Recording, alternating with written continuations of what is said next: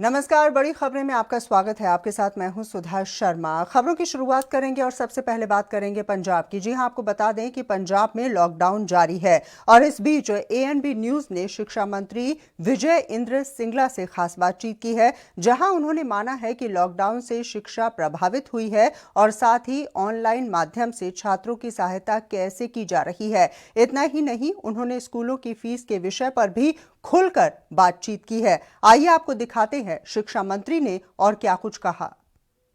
ANB news में आपका स्वागत है। मैं हूं विनीत कपूर। पूरे देश में कोरोना वायरस के चलते लॉकडाउन किया हुआ है। इस लॉकडाउन के चलते कहीं ना कहीं सभी वर्ग जो हैं वो प्रभावित होते नजर आ रहे हैं और ऐसे में स्कूली शिक्षा की बात करें तो वो भी काफी हद तक प्रभावित होती नजर आ रही है। लेकिन स्कूलों की प्रणाली को बेहतर करने के लिए पंजाब शिक्षा विभाग की तरफ से क्या कुछ कदम उठाए गए हैं, इसको लेकर पंजाब के एजुकेशन मिनिस्टर विजेंद्र सिंगला हमारे साथ हैं। बातचीत करते हैं। सर, सबसे पहले आपका वेलकम है एएनबी न्यूज़ में। थैंक यू भैया, थैंक यू। सर, क्योंकि लॉकडाउन है कोविड-19 के चलते और सभी वर्ग प्रभावित हैं, बच्चों की शिक्षा भी प्रभावित हो रही है, स्कूल भी प्रभावित हो रहे हैं, तो ऐसे में सबसे पहले तो जो आपने एक मुहिम चलाई है, नई मुहिम एम्बेसडर ऑफ होप, इसके बारे में बताएं कि ये क्या मुहिम है, इसका मंतव्य क्या है और बच्चों को किस तरह से प्रभावित करेगी?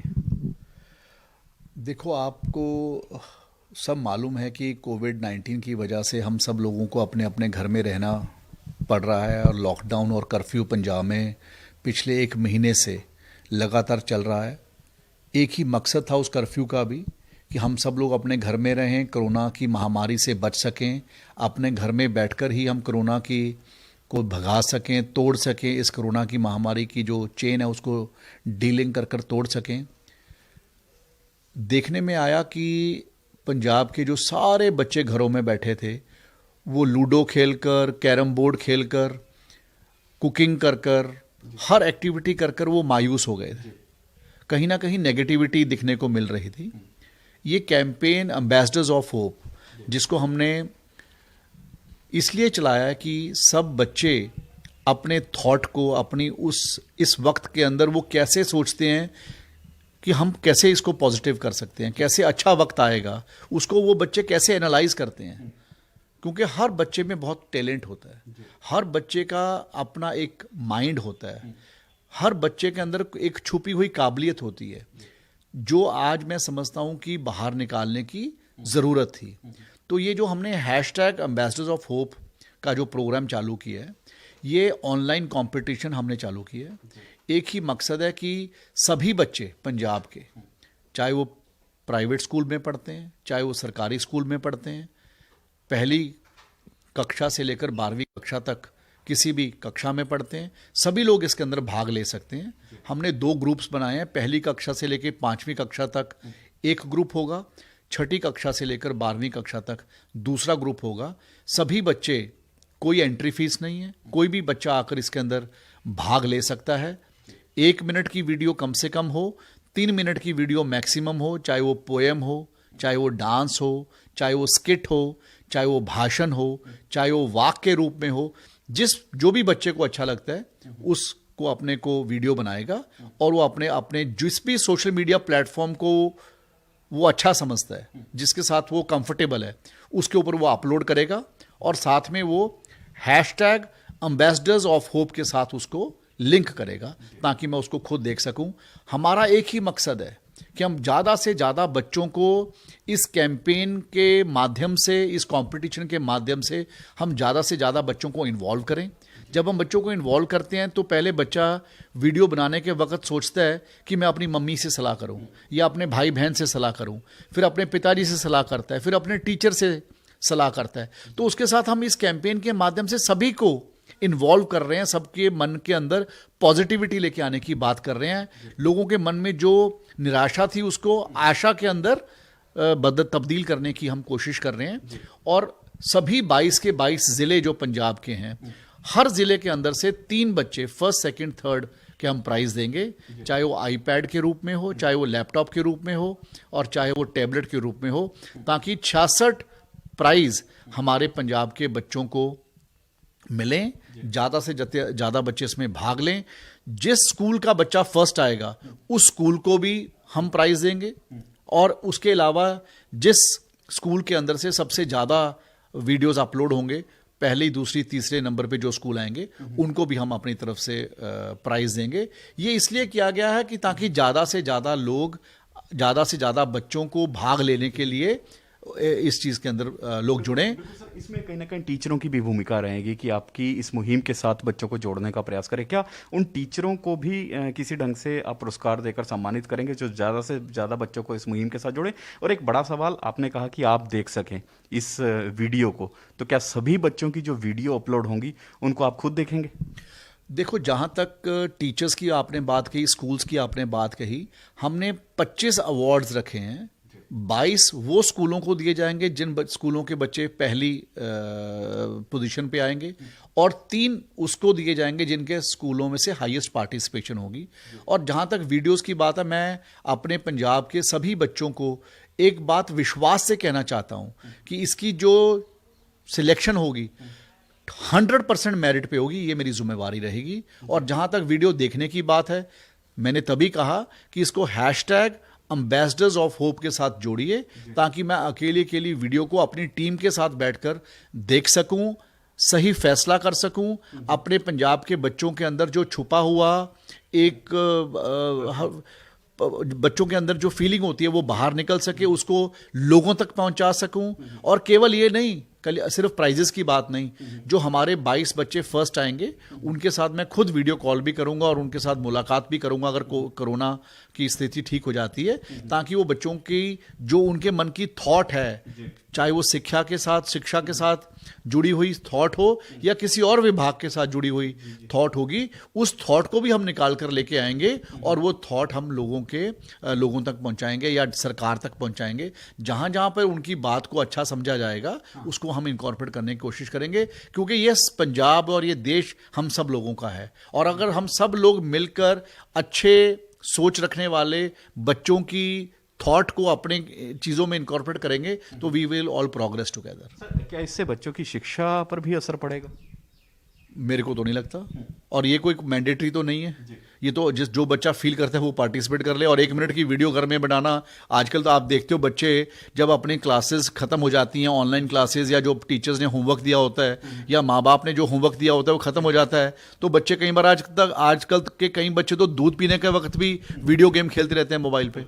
तो किसी बच्चे के लिए 1 मिनट की वीडियो अपने माइंड के जो थॉट है वो लोड करने में या अपलोड करने में कितना वक्त लगता है। बात तो ये है कि उस बच्चे का इस पैंडेमिक के वक्त में उस बच्चे का माइंड क्या है, वो इसको कैसे ले रहा है, और वो कैसे इस वक्त को जो नेगेटिविटी है उसको पॉजिटिविटी से किस प्रकार से अपने आप को चेंज करने की कोशिश कर रहा है। तो ये सारी चीज़ों को हम मर्ज करना चाहते हैं। यानी सीधे तौर पर कह सकते हैं कि बच्चों का जो हिडन टैलेंट है या फिर बच्चों की जो फीलिंग है, जो हिडन है, वो कहीं ना कहीं निकल कर सामने आएगी। सर, एक और चीज़, एक बड़ा सवाल है, क्योंकि शिक्षा सबसे ज़्यादा प्रभावित होती नज़र आ रही है। स्कूल शिक्षण संस्थान जो हैं वो सभी के सभी बंद है। तो ऐसे में शिक्षा विभाग की तरफ से क्या कुछ कदम उठाए जा रहे हैं कि बच्चों की शिक्षा जो है वो प्रभावित ना हो, ये सेशन जो है उसी तरह से चले जिस तरह से पहले चलते हैं? और क्या सेशन को भी एक्सटेंड करने की कोई योजना बनाई जा रही है कि जुलाई से सेशन जो शुरू होगा उसको थोड़ा और एक्सटेंड किया जाए, मार्च में उसके नतीजे ना आए, ताकि बच्चे अपना सिलेबस भी कवर कर सके और उन पर बर्डन भी ना पड़े? देखो, बात आपने कही है, लॉकडाउन के वक्त से शिक्षा का थोड़ा नुकसान बच्चों का हुआ है, क्योंकि ऑनलाइन पढ़ाई और फिजिकल पढ़ाई में फ़र्क ज़रूर होता है। पंजाब के अंदर हमारे मुख्यमंत्री कैप्टन अमरिंदर सिंह जी की जो सोच थी उसके लिए सबसे पहले कर्फ्यू लगाया गया, जिसको पूरे देश ने फॉलो किया। और यही कारण भी है कि हमारा प्रदेश और पूरा देश इस कोरोना की महामारी से अभी तक कुछ बचा हुआ है। अगर हम इसको बाकी देशों के साथ कंपेयर करें तो शायद हमारा देश और हमारा प्रदेश अभी काफ़ी ठीक है।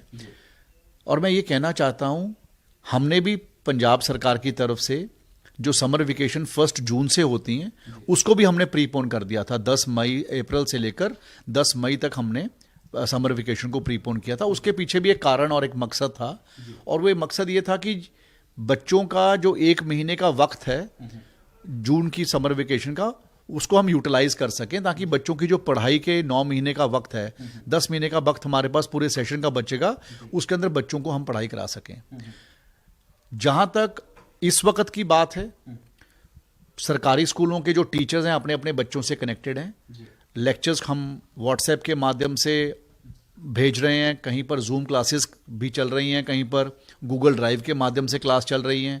दुआबा में हमने रेडियो को भी यूज़ किया है, टीवी के मैकेनिज़्म को यूज़ करने की बात हो रही है। कल भी हमने भारत सरकार से बात की है कि सारे भारत सरकार के साथ जुड़ी हुई जो दायरे हैं उनके साथ बात कर कर हम, भारत सरकार भी हमारे को कई टीवी चैनल्स के हमारे को 2-2 घंटे, क्योंकि आज ये पूरे नेशनल डिज़ास्टर एक्ट लगा हुआ है कंट्री में, तो सभी चैनल्स को, चाहे वो प्राइवेट हैं चाहे दूरदर्शन के चैनल्स हैं, उनको भारत सरकार हदायत करे कि वो अपने अपने चैनल्स के अंदर 2-2 घंटे का वक्त स्कूल की शिक्षा को डालने के लिए, बच्चों तक पहुंचाने के लिए काम करे। तो जहाँ जहाँ इंटरनेट फैसिलिटी है वहाँ तक डाटा ट्रांसमिट होने में दिक्कत नहीं आ रही। कई जगह पर इंटरनेट फैसिलिटी भी कम होती है, कई बार कई लोगों के पास उतने स्मार्टफोन्स नहीं होते, तो हम टीवी के मैकेनिज्म को भी यूज़ करने की हमारे मन में थॉट है और जिसके ऊपर हम वर्कआउट कर रहे हैं।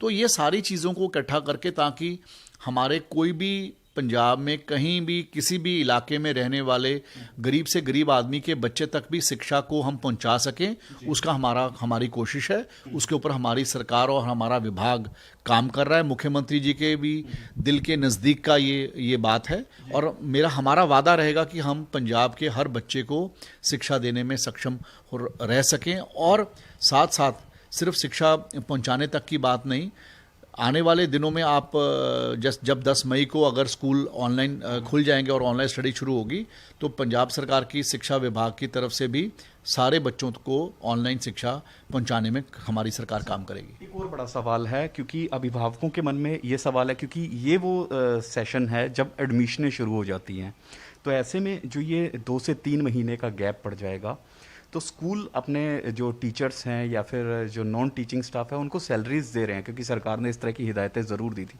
तो ऐसे में अभिभावकों के मन में यही सवाल है कि क्या इन 3 महीनों की फ़ीस उनको देनी पड़ेगी, या फिर उसको लेकर शिक्षा विभाग की तरफ से कोई ऑर्डर जो हैं वो जारी किए जा रहे हैं? हमने 23 मार्च को एक ऑर्डर जारी किया था, जिसके अंदर हमने सिर्फ फीस को डेफर किया था कि जितनी देर लॉकडाउन रहेगा उस वक्त तक कोई भी प्राइवेट स्कूल किसी बच्चे से फीस नहीं लेगा। तो ये इतना सा हमारा ऑर्डर अभी तक निकला है। बाकी ऑर्डर 2 तारीख तक सारे पंजाब के अंदर स्कूलों में क्या क्या चीज़ एप्लीकेबल रहेगी, वो 2 तारीख के बाद आदरणीय मुख्यमंत्री जी उसको अपने संदेश के अंदर कहेंगे। हम उसके ऊपर देख रहे हैं कि किस प्रकार से दूसरे प्रदेश एक्ट कर रहे हैं, क्या क्या हदायतें दूसरे प्रदेशों से आ रही हैं, हमारे क्या क्या प्रॉब्लम्स हैं, हमारे यहाँ पे प्राइवेट स्कूल के लोग जो एक बहुत बड़े इलाके को, एरिया को केटर करते हैं in terms of giving education, उनकी क्या थॉट्स हैं। तो सब लोगों की बात सुनकर, बच्चों की भावनाओं को मन में रखकर, पेरेंट्स की भावनाओं को मन में रखकर एक फैसला पंजाब की सरकार करेगी, जिसके माध्यम से वो फैसले को हम लोगों तक पहुंचाने का काम करेंगे। और उसके बाद ये फीस स्ट्रक्चर कैसे होगा, कितनी फीस ली जाएगी, ट्यूशन फीस ली जाएगी, एनहांसमेंट नहीं होगी, ट्रांसपोर्टेशन फीस का क्या होगा, ये सारी बातें उस दिन क्लियर हो जाएंगी। और जब भी आपको कोई अच्छा सही फैसला करना हो, तो वो सही फैसला तभी आप कर पाते हैं जब आप सबकी बात सुन लें। तो मैं सबसे बात करता हूँ, मैंने प्राइवेट स्कूल से भी बात की है, मैं पेरेंट्स से भी बात करता हूँ, मैं बच्चों से भी बात करता हूँ, मैं सरकार से भी, जिम्मेवारी है सरकार से भी हमारी बात होती है। हमारे मन में एक ही फैसला है, थॉट है कि सबकी बात सुनने के बाद दूसरे प्रदेश क्या कर रहे हैं, हमारा प्रदेश को क्या करना चाहिए, हमारे प्रदेश में क्या चैलेंजेस हैं, वो हमारे को समझकर लोगों के पब्लिक डोमेन में लेके आना चाहिए। तो हम हर चीज़ के ऊपर सबसे बात करके, सब स्टेक होल्डर से बात कर कर, ताकि जब हम फैसला अनाउंस करें तो किसी को दर्द ना हो। बिल्कुल बिल्कुल। देखिए, ये हैं विजेंद्र सिंगला, शिक्षा मंत्री, जिनका सीधे तौर पर कहना है कि हर एक स्थिति का आंकलन किया जाएगा, उसके बाद ही कोई सटीक फैसला लिया जाएगा, ताकि उस फैसले का चाहे कोई भी तबका हो, चाहे पेरेंट्स हो या फिर स्कूल प्रबंधन हो, उन पर इसका ज़्यादा प्रभाव पड़ता हुआ नजर ना आए। इसके अलावा एक नई मुहिम इन्होंने शुरू की है, और उस मुहिम के तहत बच्चों का जो हिडन टैलेंट है उसको भी जन जन तक पहुंचाने का काम शिक्षा विभाग और एजुकेशन मिनिस्टर खुद करते हुए नजर आ रहे हैं। बहरहाल देखना यही होगा कि इनकी इस मुहिम का पंजाब में क्या बड़ा असर देखने को मिलता है। कैमरामैन बलजिंदर सिंह के साथ विनीत कपूर, ANB न्यूज़, चंडीगढ़। तो आपने देखा, शिक्षा मंत्री ने साफ तौर से कहा है कि यहाँ पर बच्चों का विकास करने की ज़्यादा से ज़्यादा कोशिश की जा रही है, क्योंकि स्कूल्स फिलहाल बंद हैं। ऐसे में टीचर्स और बच्चों के बीच में एक जो गैप आ गया था एजुकेशन के मामले में, उसको भरने की जल्द से जल्द कोशिश की जा रही है। बहरहाल खबरें अभी और भी हैं, लेकिन उससे पहले यहाँ रुक रही हैं एक बहुत ही छोटे से ब्रेक के लिए। ब्रेक के बाद जब वापस लौटेंगे तो बात करेंगे पश्चिम बंगाल की। आप बने रहिए हमारे साथ।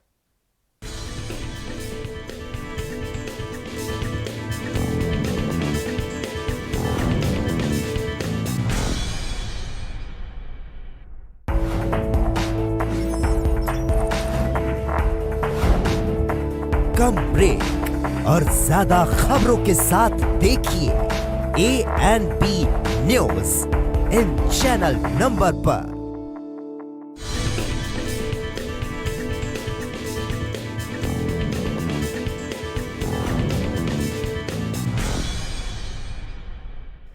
ब्रेक के बाद एक बार फिर से आपका स्वागत है और चलिए नजर डालते हैं एक बड़ी खबर के ऊपर। जी हां, बड़ी खबर है पश्चिम बंगाल से। मुख्यमंत्री ममता बनर्जी ने आज प्रेस कॉन्फ्रेंस की और साथ ही उन्होंने ये भी कहा है कि किस प्रकार के निर्देश दिए जा रहे हैं केंद्र के द्वारा। जी हां, उन्होंने केंद्र के निर्देशों पर सवाल खड़े कर दिए हैं। साथ ही उनका कहना है कि हम लॉकडाउन पर केंद्र से स्पष्ट निर्देश चाहते हैं। राज्यपाल ने लॉकडाउन में ढील की बात कही थी। तो एक बार फिर से अपने तमाम दर्शकों के लिए बता दें किस तरह से पश्चिम बंगाल से बड़ी खबर मिल पा रही है। मुख्यमंत्री ममता बनर्जी ने प्रेस कॉन्फ्रेंस आज की और साफ तौर से उनका ये कहना था कि स्पष्ट दिशा निर्देश नहीं दिए जा रहे हैं केंद्र सरकार के द्वारा। साथ ही उन्होंने कहा कि हमें स्पष्ट निर्देश चाहिए। साथ ही उनका ये भी कहना था कि इस पूरे मामले में कोई भी स्पष्टता नहीं है। एक दिन केंद्र सरकार के द्वारा ये कह दिया जाता है कि लॉकडाउन है, दूसरे निर्देश में ये कहा जाता है कि दुकानों बाजारों को खोला जाएगा और ऐसे में कंफ्यूजन की स्थिति पैदा होती है। इसी को लेकर ममता बनर्जी ने प्रेस कॉन्फ्रेंस की। साफ तौर से उनका ये कहना था कि लॉकडाउन पर केंद्र को स्पष्ट निर्देश देने चाहिए।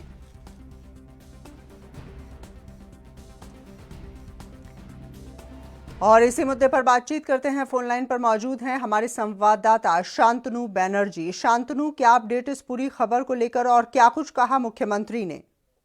देखिए, मुख्यमंत्री ने जो सबसे बड़ी बात जो कहा, मुख्यमंत्री पहले ही आज जो प्रेस मीट किया था, प्रेस मीट में खुद मुख्यमंत्री ऐसे ही बोल रहे हैं कि पश्चिम बंगाल में हम लोग मतलब 21 मई तक लॉकडाउन तो जारी रखेंगे, लेकिन इससे जो हॉटस्पॉट जो है पश्चिम बंगाल का कई भी क्षेत्र जो हॉटस्पॉट है, मतलब आपका उत्तर 24 परगना है, बिहार भी, सॉरी हावड़ा भी है और साथ साथ भी कलकत्ता का कोई क्षेत्र भी है, तो उसी क्षेत्र पर लॉकडाउन पे पूरा तरह से जारी रहेगा। लेकिन साथ साथ में उन्होंने ये भी बोला कि प्रधानमंत्री की तरफ से जो ऐसे ही बोल रहा है कि अब लॉकडाउन का मतलब उल्लंघन मत कीजिएगा, लेकिन साथ साथ में अब ऐसी भी कीजिएगा जो दुकान भी खोल दीजिएगा। लेकिन ऐसी तो नहीं हो सकता है। लेकिन मतलब मुख्यमंत्री ने जैसी बोल रहा है कि एक एक पार्ट में हम लोग काम करना चाहते हैं, लेकिन जो लॉकडाउन अचानक पूरा मतलब दुकान सब कुछ खोल देंगे, मार्केट खोल देंगे, कम्प्लेक्स खोल देंगे, ऐसे तो नहीं हो सकता है। लेकिन एक एक पार्ट करके तो खोलना चाहिए, उसका ये सबसे बड़ी बात है।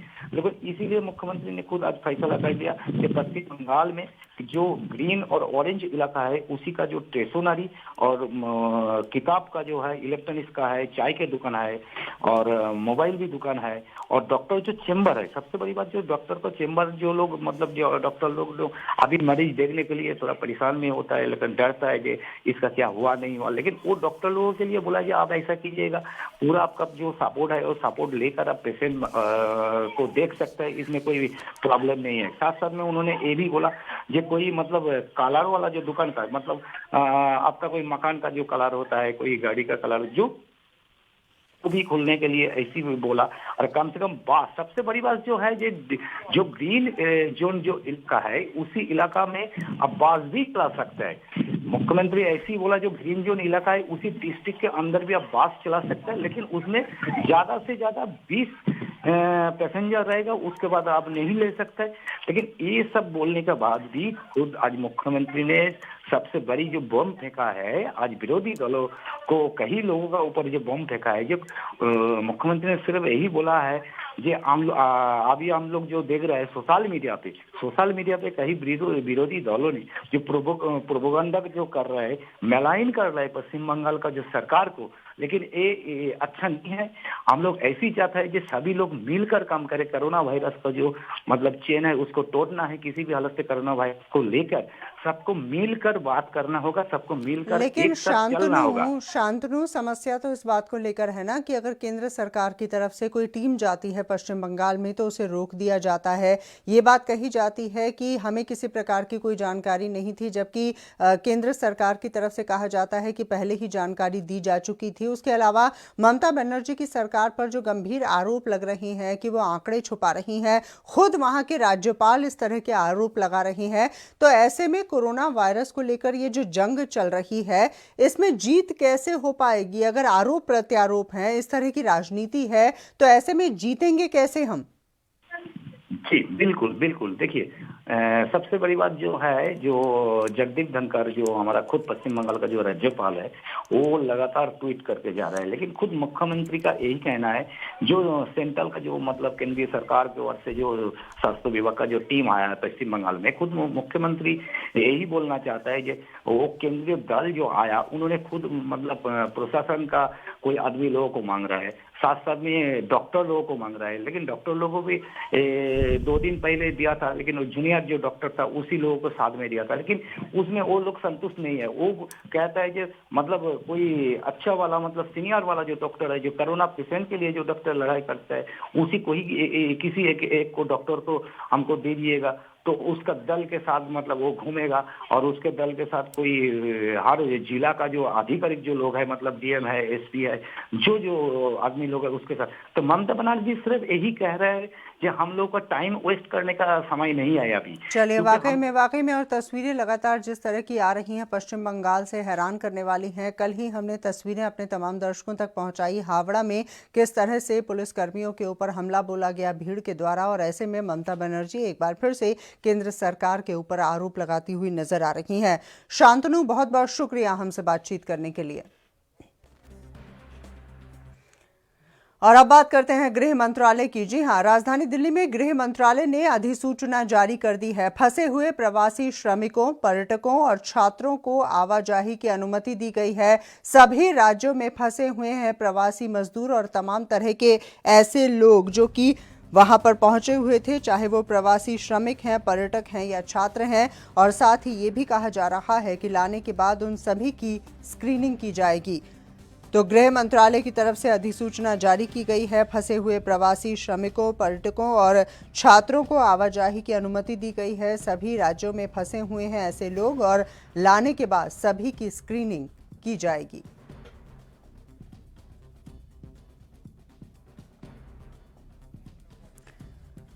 और चलिए इसी मुद्दे पर बातचीत करते हैं। फोन लाइन पर मौजूद हैं हमारे संवाददाता सुधीर सलूजा। सुधीर जी, बताइए क्या अपडेट इस पूरी खबर को लेकर मिल पा रहा है?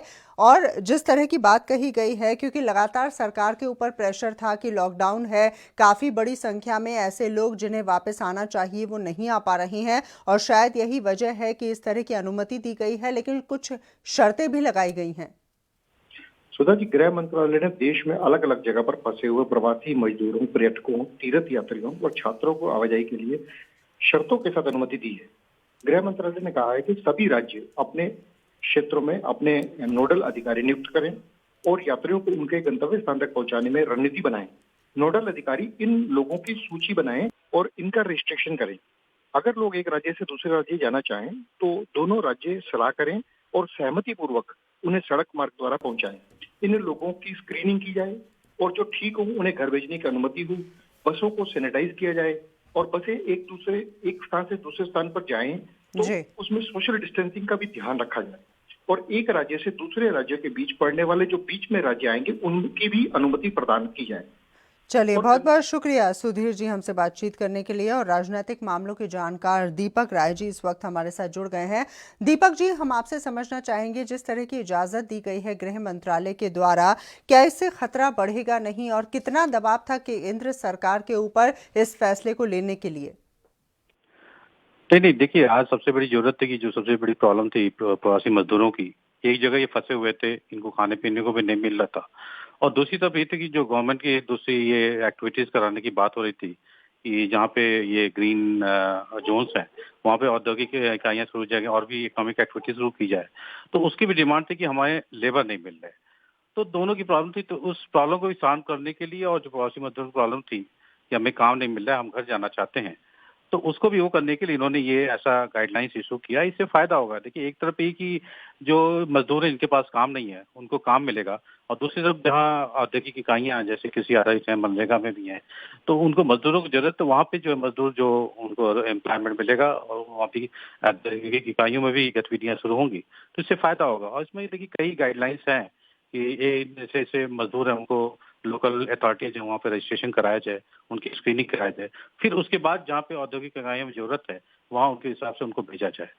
और दूसरी तरफ दीपक जी, हमसे बातचीत करने के लिए टर्म्स एंड कंडीशंस लगा दी गई हैं और एक सेट जो है लोगों का उन्हें ही इजाज़त यहाँ पर दी जा रही है और इसको लेकर गृह मंत्रालय की तरफ से अधिसूचना जारी कर दी गई है। और अब बात करते हैं गुजरात की। जी हां, आपको बता दें कोरोना वायरस का कहर लगातार यहां पर देखने को मिल रहा है। कोरोना के 12 नए मामले सामने आ चुके हैं। आणंद जिले में कुल मामलों की संख्या 77 पर पहुंच चुकी है। तो एक बार फिर से अपने तमाम दर्शकों के लिए बता दें गुजरात से किस तरह की खबरें आ रही हैं। गुजरात में लगातार मामले बढ़ते हुए नजर आ रहे हैं। आणंद जिले की अगर बात की जाए तो कुल मिलाकर यहां पर संख्या जो है मरीजों की 77 पर पहुंच चुकी है। चिंता का विषय है। गुजरात की सरकार के द्वारा लगातार ये कहा जा रहा है कि ज़्यादा से ज़्यादा टेस्ट किए जा रही हैं, लेकिन हाल फिलहाल में जिस तरह की गाइडलाइंस आई हैं उसके बाद टेस्टिंग पर भी एक प्रकार से रोक लगा दी गई थी, जिसके बाद ये कहा जा रहा था कि भारत में ही स्वदेशी किट की इजाद करने की कोशिश की जा रही है। लेकिन वहीं दूसरी तरफ गुजरात की अगर खास तौर से बात की जाए तो यहाँ पर 12 नए मामले सामने आ चुके हैं और आणंद जिले में कुल मामलों की संख्या 77 पर पहुंच चुकी है। और इसी मुद्दे पर बातचीत करते हैं। फोन लाइन पर मौजूद हैं हमारे संवाददाता शैलेश वघेला। शैलेश, क्या अपडेट आपके पास? जी बिल्कुल, आपको बता दें कि गुजरात में कोरोना वायरस का संक्रमण दिनों दिन बढ़ता ही जा रहा है। गुजरात में वो खतरनाक भी खबरें मिल रही है कि कोरोना का कितना मतलब के आ रहा है। यहाँ कोरोना के 12 और नए मामले बताए जा रहे हैं।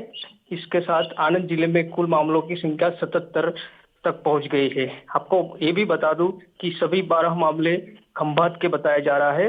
खंभात में वो मामला पंजीकृत हुआ है जिसमें 8 पुरुष और 4 महिला का सकारात्मक रिपोर्ट पाया गया है। अच्छा, इनका किसी भी प्रकार से जमात का कोई कनेक्शन था या इन लोगों के विषय में और कुछ अपडेट आपके पास? जी बिल्कुल, आपको ये भी बता दूं कि फिलहाल क्या है कि जो कोरोना वायरस का जो केस अभी आ रहा है वो एक दूसरे के साथ संक्रमण से पाए जा रहे हैं। जी चलिए, बहुत बहुत शुक्रिया शैलेश हमसे बातचीत करने के लिए। तो एक बार फिर से अपने तमाम दर्शकों के लिए बता दें किस तरह से खबरें आ रही हैं खंभात की। खासतौर से अगर बात की जाए तो 75% मामले यहां पर पाए गए हैं। आणंद जिले में कुल मामलों की संख्या 77 हो चुकी है और कोरोना के 12 और नए मामले यहां पर पाए गए हैं।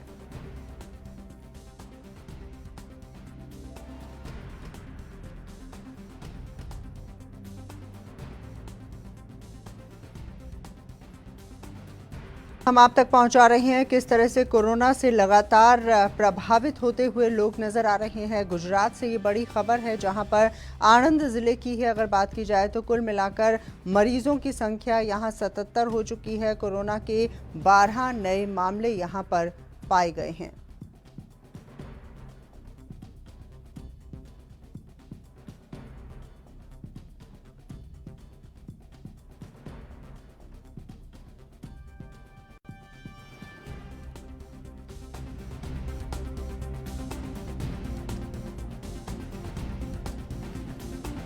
तो गुजरात से बड़ी खबर जहां पर आणंद जिले में कुल मामलों की संख्या बढ़कर 77 हो चुकी है। कोरोना के 12 नए मामले यहां पर पाए गए हैं और जैसा कि जानकारी हम आप तक पहुंचा रहे थे किस प्रकार से मामले लगातार बढ़ते नजर आ रहे हैं। गुजरात सरकार की तरफ से प्रयास किए जा रहे हैं लेकिन आंकड़ा थमता हुआ नजर नहीं आ रहा है। और अब बात करते हैं जम्मू कश्मीर की। जी हां, जम्मू कश्मीर की अगर बात की जाए तो यहां से बड़ी खबर मिल पा रही है। पुंछ से ये बड़ी खबर आ रही है, जम्मू कश्मीर के पुंछ से, जहां पर पाकिस्तान ने सीज फायर का उल्लंघन किया है और यहां पर भारतीय सेना की पोस्टों और रिहायशी इलाकों को निशाना बनाया गया है। भारतीय सेना ने भी यहां पर मुंहतोड़ जवाब दिया है। तो बड़ी खबर आपके टेलीविजन स्क्रीन पर जम्मू कश्मीर के पुंछ से ये बड़ी खबर मिल पा रही है, जहां पर किरनी और मालती सेक्टर में पाकिस्तान ने सीज फायर का उल्लंघन किया है। भारतीय सेना की पोस्टों और रिहायशी इलाकों को निशाना बनाया गया है और भारतीय सेना की तरफ से लगातार मुंह तोड़ जवाब दिया जा रहा है।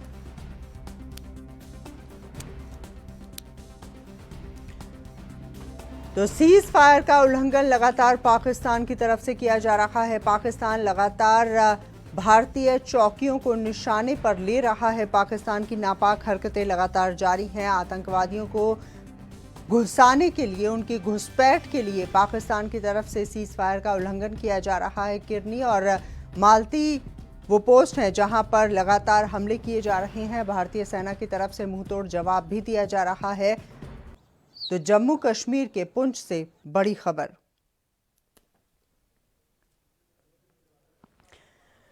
और इसी मुद्दे पर बातचीत करते हैं। फोन लाइन पर मौजूद हैं हमारे संवाददाता रविंद्र श्रीवास्तव। रविंद्र, क्या जानकारी आपके पास?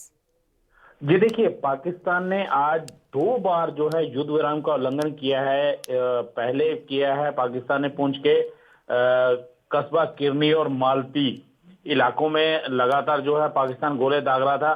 करीब 1 से 1.5 घंटा फायरिंग करने के बाद पाकिस्तान की बंदूकें तब शांत हुई जब भारतीय सेना ने कड़ा जवाब दिया। लेकिन ठीक उसके आधे घंटे बाद ही फिर पाकिस्तान ने ई सेक्टर को निशाना बनाया। अब भारतीय सेना भी इसका कड़ा संज्ञान ले रही है और कड़ी जवाबी कार्रवाई जो है पाकिस्तान को की जा रही है।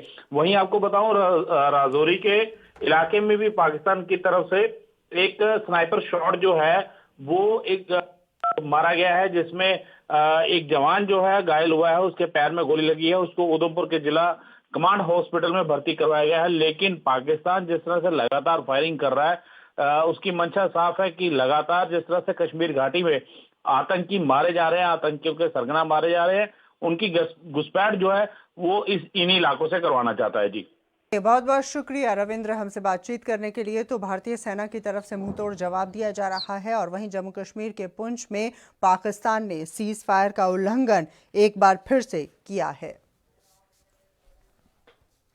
और इसी के साथ बड़ी खबरें में बस इतना ही। मुझे दीजिए इजाजत, लेकिन देश और दुनिया की तमाम खबरों के लिए आप जुड़े रहिए हमारे साथ। नमस्कार।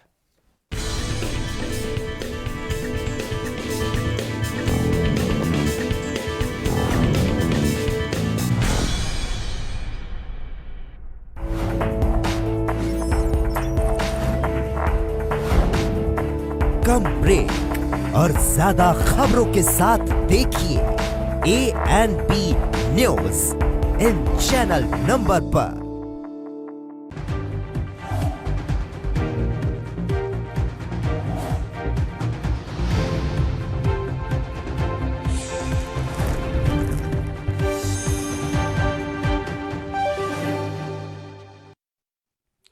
नमस्कार।